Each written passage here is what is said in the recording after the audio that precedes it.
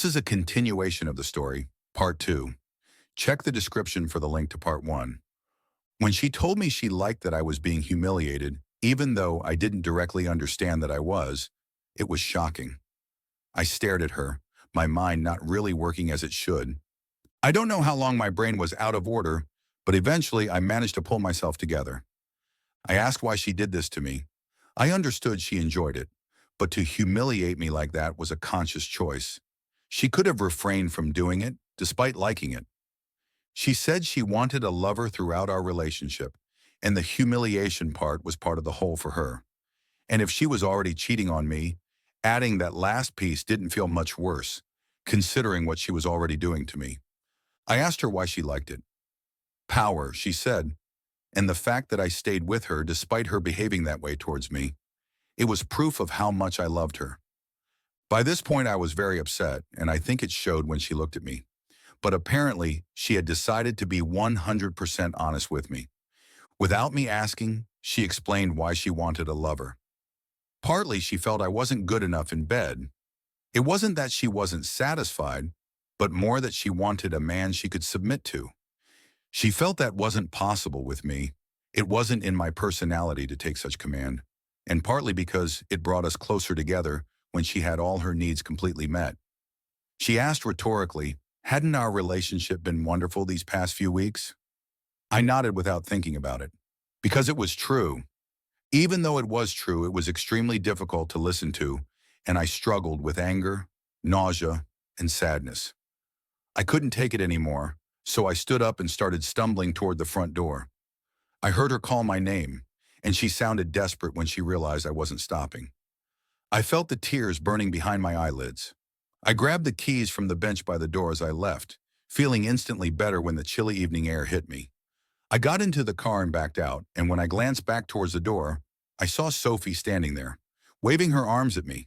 I had no idea where to go. For hours, I drove around the city.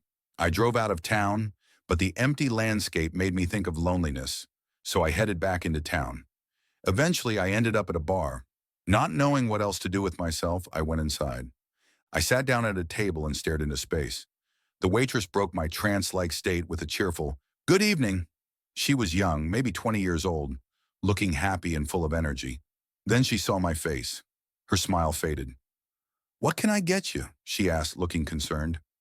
I ordered a bottled beer. I tried to make sense of what had happened and what I'd learned. I realized I'd abandoned my questions and timeline entirely. In fact, I'd basically only asked a few questions from the list. Sun Tzu, was it he who said all plans are perfect until the first arrow leaves the bow? Apparently, that also applies to conversations with a cheating partner. I took out my phone to look at my questions, and that's when I noticed I'd missed over 10 calls and even more texts from Sophie. I'd put my phone on silent for our important talk, so I hadn't heard her attempts to reach me. I scrolled through her texts. Mostly they were apologies for hurting me and saying she wished she had told me she was seeing someone before anything physical happened. She wrote that she would be completely honest with me no matter what questions I asked, even if it might be painful for me to hear the answers. Thanks for that. Towards the end, when she realized I wasn't responding, she started pleading with me to come home. "Please come home so we can talk," was a common phrase in her messages. I really didn't want to talk. I wanted to sink into the ground and never come back up.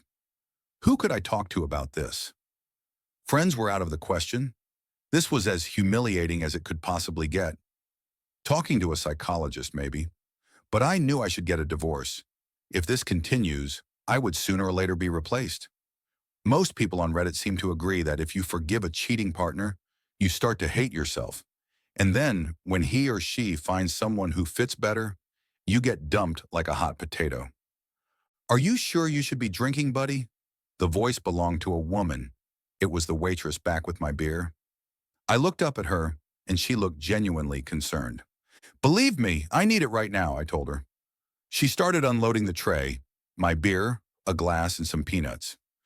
"You know, lots of men come here, and when they look like you do right now, it's never a good idea to drink. What you should do is talk."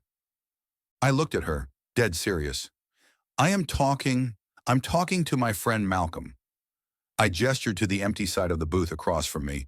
She looked extremely confused. Apparently, she had never read the book Alfie Atkins. The main character had an imaginary friend called Malcolm. I took a swig of my beer straight from the bottle. Trust me, this isn't something you discuss with your friends. I don't want them to know about this.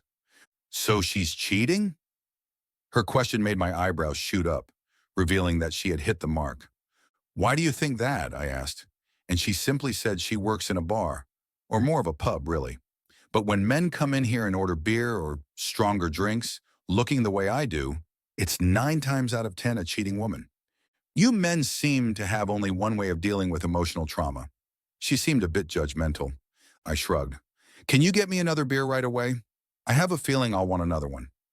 You know, if you tell me what happened, I'll go get that beer, she said.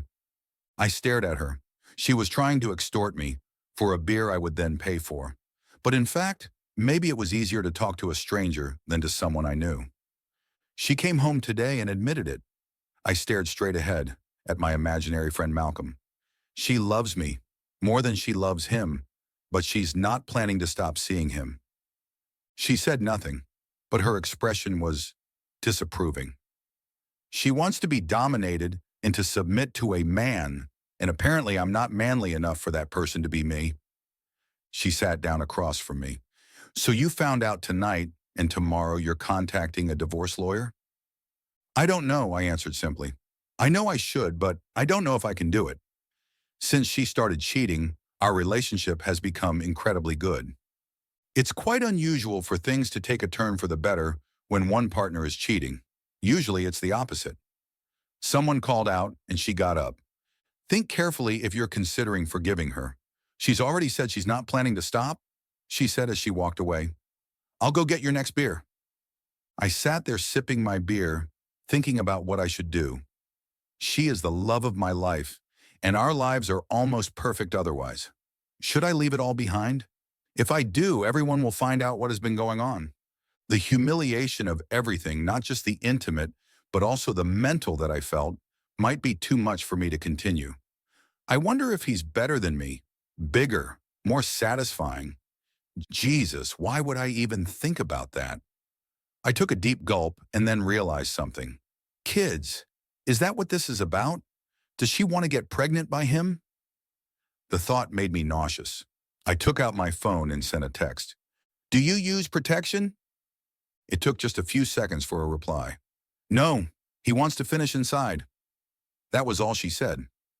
Are you trying to get pregnant by him? That question was hard to write, and my heart raced. If she answered yes, I had to leave her. Raising another man's child would be so far beyond my limit that I wouldn't even see the limit anymore. It would just be a tiny dot. I held my breath, praying the answer would be no. The answer came as quickly as the first. Apparently, she didn't need to think about what she would say. No, if I can't have biological children with you, I don't want any at all. He's had a vasectomy. I breathed out. Thank God it wasn't about that. I took another gulp. My phone pinged. I'll answer any questions you might have, but can't you come home so we can talk about it instead? I texted back. I can't deal with seeing you right now. I'm staying somewhere else tonight. She replied with a sad emoji. I went on booking.com to find a hotel for the night. Thankfully, it wasn't difficult. There was one within walking distance from where I was now. After all, I couldn't drive. I booked it and put my phone away. The waitress returned with my second beer. I saw you were on your phone. What did you find out? And I thanked her for the beer and hesitated about whether I should say anything. She's not trying to get pregnant by him, I said quietly. So you can't have kids? I raised my eyebrows again. She gave me a crooked smile. Do you think you're the first man in here who can't have children and whose wife cheats and gets pregnant? I nodded. I can't have children, and she said they don't use protection, so I thought maybe I didn't finish the sentence. Don't drink more than 1 beer an hour, just sip it the whole time. If you keep that pace, you'll almost certainly not have a hangover tomorrow or sleep through the entire day. She put a hand on my shoulder before walking away. I followed her advice, drinking slowly while munching on peanuts, letting my thoughts churn. I looked at my list of questions. There were several questions I hadn't asked but still wanted to know. I wrote them down in a text document on my phone. Answer the following questions briefly. Did you ever think of me when you were sneaking around? What's the difference between me and him? Have you told him things about me and us? Have you done things with him that you haven't done with me? Have you met him at our home? Have you cheated on anyone else before? I hesitated. If I send this, I'll get answers. Honest ones if I'm to believe her. Do I want that? Will it be harder to forgive her if I get answers to these questions? Is there a question that's more sensitive than the others that I should perhaps avoid to spare myself? I really don't want to know if she met him at our home. I considered removing the question, but then I got a text. Is there anything else I can answer? I hesitated for a moment, then sent, do you always meet at work?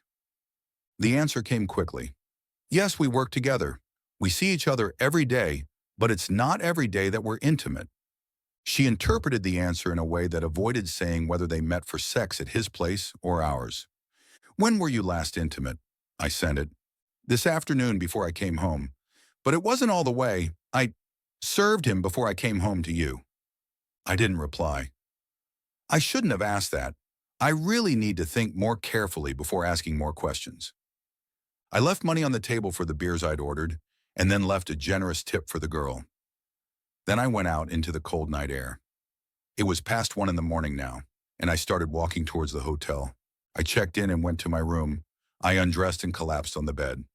It was only now that I noticed how incredibly tired I was.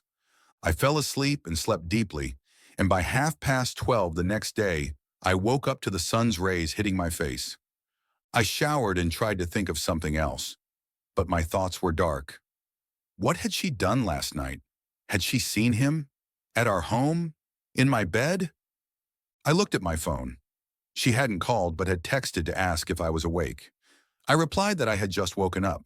She texted back, asking if I was coming home now, but I replied that I didn't know. I wanted to go home to her but also didn't.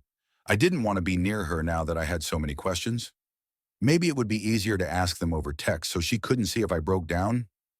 I dressed to go down to the restaurant, but I stopped myself. I looked at my questions on my phone. I copied them into a text message and clicked send. It took a few seconds, then I got a reply. There are many questions. I'll try to be brief, but it's not easy. Some questions need a bit more context. This is the second part of this series. I made them in parts to avoid making it too long. If you liked this story, please subscribe and give us a thumbs up. It helps a lot, and you won't miss out on any future stories. Take care and live your best life.